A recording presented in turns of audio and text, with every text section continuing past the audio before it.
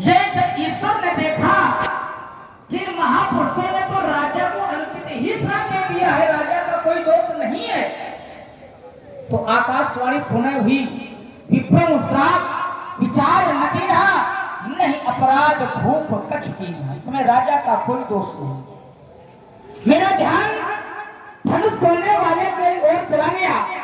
मैंने देखा कि धनुष तोड़ने वाले का तो न तो किसी राजा के द्वारा विरोध हो रहा है, न तो ब्राह्मणों के द्वारा विरोध हो रहा है, न ईश्वर के द्वारा विरोध हो रहा है। जब किसी के द्वारा विरोध नहीं है तो फिर धनुष तोड़ने वाले के विरोध करने का अधिकार परशुराम जी को किसने दे दिया? दूसरी बात, परशुराम जी महाराज ने राजा जनक से कहा कि हमें जिसने धनुष तोड़ा उसका नाम बताया जाए, और नाम ही न बताया जाए, हमें दिखाया भी जाए, वेग दिखाओ, हमें दिखाया भी जाए।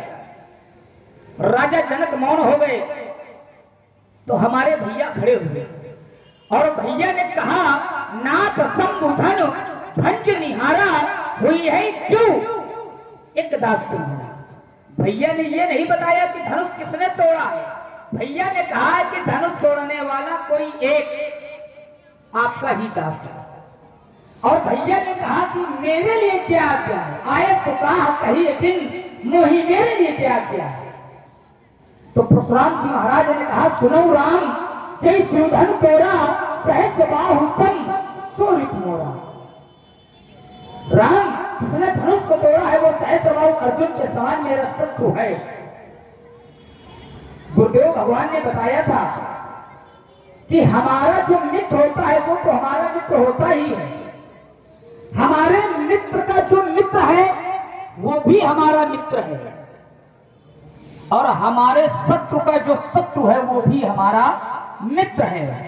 धनुष तोड़ने वाले के पक्ष में श्री राम जी खड़े हैं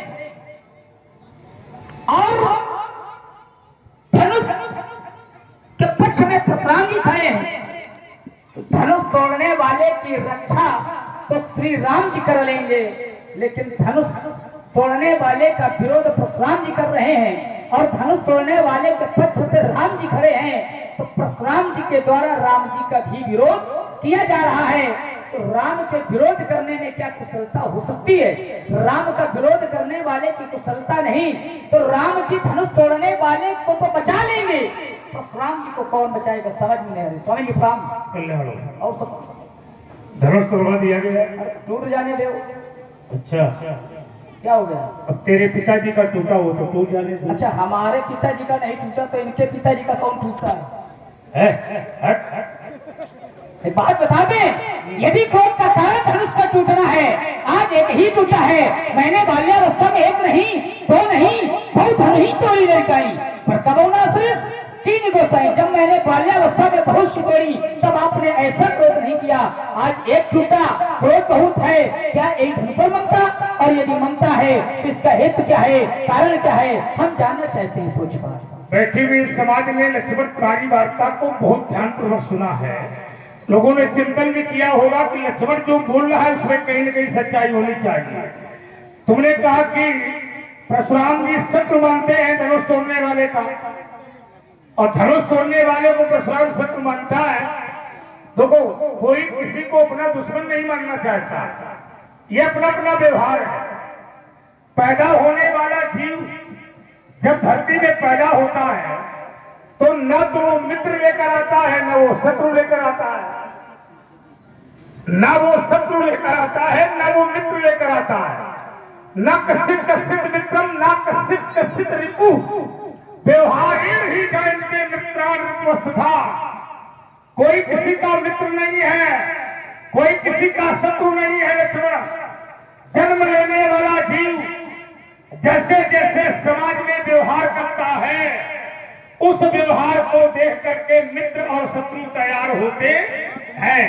यदि हम समाज में अच्छा व्यवहार करेंगे तो समाज में हमारे मित्र भी तैयार होंगे, और यदि हम गलत व्यवहार करेंगे तो हमारे दुश्मन भी तैयार होंगे। तो ये व्यवहार के ऊपर निर्भर है कि हम समाज में कैसे व्यवहार करते हैं। हम अच्छा व्यवहार करेंगे तो मित्र होंगे, और गलत व्यवहार करेंगे तो हमारे शत्रु भी होंगे। दूसरा एक शब्द निकल के आया कि पंडित जी हमारे भैया राम को शत्रु मानते हैं, नहीं लक्ष्मण। परशुराम राम को शत्रु नहीं मानता। यदि राम को हमें शत्रु मानना होता तो मैं राम को आशीर्वाद क्यों देता? सोचो, मैंने राम को आशीर्वाद दिया, मैंने लक्ष्मण को आशीर्वाद दिया, मैंने राम और लक्ष्मण को या सीता को या जनक को मैंने शत्रु नहीं माना, मैंने धनुष तोड़ने वाले को शत्रु माना। हो सकता है तुम्हारी दृष्टि में धनुष तोड़ने वाले राम हो, ये भी हो सकता है कि तुम्हारी बुद्धि है वो वहां तक चल रही है कि परशुराम जी धनुष तोड़ने वाले को शत्रु मानते और धनुष तोड़ने वाला राम है, ऐसा लक्ष्मण के हृदय में विचार आ रहा है। इसलिए लक्ष्मण ने ये बात कही है कि राम शत्रु है। राम को शत्रु मानने वाला जो व्यक्ति होता है वो नास्तिक होता है। कैसा होता है? नास्तिक। भगवान को गाली देने वाला कैसा होता है? नास्तिक, है ना। परशुराम नास्तिक नहीं है जो राम को गाली देगा, राम को शत्रु मानेगा। और फिर गाली देने वाला, भगवान को दुश्मन मानने वाला, लाते मारने वाला, ये महान नहीं होता। याद रखो लक्ष्मण, समाज में कभी गाली देने वाला महान नहीं होता। गाली को बर्दाश्त कर ले वो महान माना जाता है। लात मारने वाला महान नहीं होता। लात को खा करके जो बर्दाश्त कर लेता है वो महान माना जाता है। विचार करो, शत्रु मानना विषय अलग है, पर मैंने सहस्त्राभाव के समान शत्रु से माना है। वो कौन है इसकी जानकारी परशुराम को भी मिली नहीं है। और जब परशुराम जान जाएगा कि धनुष तोड़ने वाला अमुख व्यक्ति है तो जाने भिन्न होए प्रतीति, फिर प्रतीत होए न प्रीति, फिर धनुष तोड़ने वाले को हम दुश्मन थोड़ी मानेंगे, फिर तो उससे मुलाकात करने का प्रयास करेंगे और वो जैसे हमसे समझौता करेगा वैसे हम समझौता करेंगे। अब वो लड़ाई करना चाहे और चाहे वो हाथ मिला करके काम चलावे, तो ये तो विचारधारा तो धनुष तोड़ने वाले की है। ठीक। दूसरा एक बात तुम्हारा निकल के आया छोटा सा, उसको भी देख लेते हैं।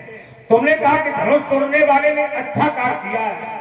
नहीं, किसी का बिगाड़ करके अपना बनाना उसे अच्छा नहीं कहा जाता। समझ रहे हो? किसी का बिगाड़ करके अपना बनाने वाला उसको अच्छा नहीं कहते हैं समाज में। अच्छा उसे कहते हैं कि तुम्हारा भी बन जाए और हमारा भी बन जाए, तुम भी सुखी रहो हम भी सुखी रहें, तुम भी जियो हमें भी जीने दो। अच्छे महापुरुषों का जो उद्देश्य होता है वो उद्देश्य ये है कि सर्वे भवन्तु सुखिनः और सर्वे सन्तु निरामया और सर्वे भद्राणि पश्यन्तु मा कश्चित् दुःखभाग् भवेत्। विचार करो, ये अच्छे महापुरुषों का संदेश है लक्ष्मण। चिंतन करिए। तो जहां पर तुम ये वाक्य शैली प्रयोग कर रहे हो, अब परहित करने वाला, उपकार करने वाला, ये किसी का बिगाड़ता नहीं है। वो अपना बिगाड़ करके दूसरे को बनाने का प्रयास करता है, अपने को दुख दे करके सामने वाले को सुखी करने का प्रयास करता है। इसको कहते हैं परहित। परहित माने उपकार। विचार करना, हाँ, दिया जाए पर उसके बदले में लिया ना जाए, ये उपकार है। पर दिया जाए और उसके बदले में ले लिया जाए तो फिर वो उपकार नहीं है, फिर उसका व्यापार है। हाँ, देता है वो, उसके बदले में लेता भी है, ये उपकार नहीं कहा जाएगा। इसलिए परहित करने वाला जो व्यक्ति होता है वो कभी भी उपकार करता है। ये ध्यान रखो, परोपकार करेगा। जैसे शिव अधिक चाहे चंद्र नरेशा, सहे धर्म हित कोट कलेसा, परहित लाभ तजे जो देही, तो संतत संत प्रशंसा देही। उस व्यक्ति की प्रशंसा होती है, उस व्यक्ति की बड़ाई होती है। और जो व्यक्ति ये करते हैं कि हमारा बन जाए और तुम्हारा सत्यानाश हो जाए, तो ऐसा व्यक्ति प्रशंसा के योग्य नहीं होता। ऐसे व्यक्ति की प्रशंसा नहीं करनी चाहिए। इसलिए विचार करिए, ऋण पालक काल अवश्य गोलक को ही संहार, धन ही संत पुरारुधम विदित सकल संसार। चलिए महाराज, देखिए, एक तो हम काल के वशीभूत नहीं हो सकते। हमारे लिए कहा गया है कौशलेश सुत लक्ष्मण रामा और कालो जीत सके संग्रामा। हम युद्ध में काल को भी जीत सकते हैं। अब विचार करो, जिसे हम जीत सकते हैं क्या हम उसके बस में होंगे? दूसरी बात, मैंने बात तर्क ये रखा था, मैंने कहा था धनुष तोड़ने वाले का विरोध न तो कोई राजा कर रहा है, न कोई महापुरुष कर रहा है, न कोई ब्राह्मण कर रहा है, न ईश्वर कर रहा है, तो परशुराम को अधिकार किसने दिया? तर्क मेरा ये था। आपने उसको घुमाया क्या कि आपने अपने मन से बात बढ़ाई कि लक्ष्मण ने कहा धनुष तोड़ने वाले ने अच्छा कार्य किया है, तो आपने उसमें जोड़ा कि अच्छा कार्य माने पर ही उसे कहते हैं कि जो दूसरे का न बिगाड़ कर, दूसरे का बिगाड़ करके अपना न बनावे। अच्छा, ये अपने घर ही से उत्तर ले लो। भगवान शंकर ने अपने पुत्र के शीश को काट दिया, और जिस समय अपने पुत्र के शीश को काट दिया तो माता जी क्रोधित हो गई, और माता जी ने कहा कि हम संपूर्ण संसार को ही भस्म कर देंगे। तो भोले बाबा ने कहा कि किसी भी